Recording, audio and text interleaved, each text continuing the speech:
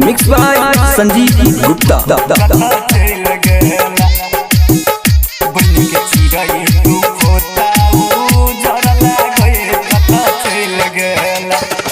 रहियो हम कोना कधीरज बन गई, रहियो हम कोना कधीरज बन गई। दो दिल दर्द दिलवा में बैस गई, दो दिल दर्द दिलवा में बैस गई। दिलवा के खोता उजर लागे कता चल गेला, बन के चिड़ै तू खोता उजर लागे कता चल गेला। बन के चिड़ै तू खोता उजर लागे कता चल गेला। बन के चिड़ै तू खोता उजर लागे कता चल गेला। बन के चिड़ै तू खोता उजर लागे कता चल गेला। डीजे सुमित सतीश रैना, सुमित सतीश रैना। Mix by Sanjeev Gupta.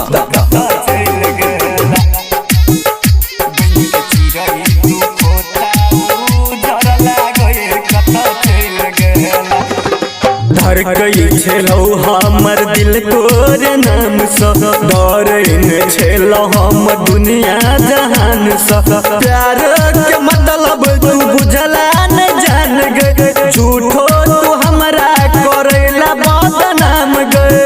सपना के चूर चूर कइला गए कता चल गेला। बन के चिड़ै तू खोता उजर लागे कता चल गेला। बन के चिड़ै तू खोता उजर लागे कता चल गेला। बन के चिड़ै तू खोता उजर लागे कता चल गेला।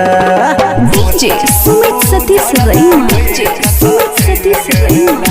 Mix by Sanjeev Gupta.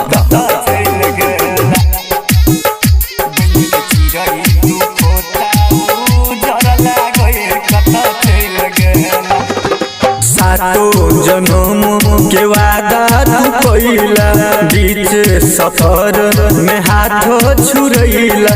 कोना कसूर हम के लिए सुन जान गई, जीते जी हम गलैचा परान गए। जिंदगी में जहर तू घोर लागे कता चल गेला।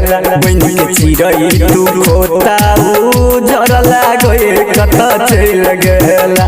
बन के चिड़ै तू खोता उजर लागे कता चल गेला। बन के चिड़ै तू खोता उजर लागे कता चल गेला।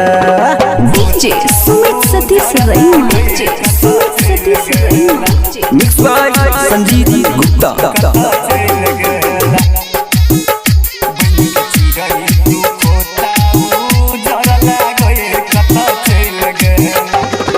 झूठो तो संगे रही छेला जान गई, राइटर यानिल के तोरला यार मान गई। पहिले जन तो तू बनबा बेमान गई, संजीव दिल को सजै पहचान गए। रात दिन हमारा को नहीं लागे कता चल गेला।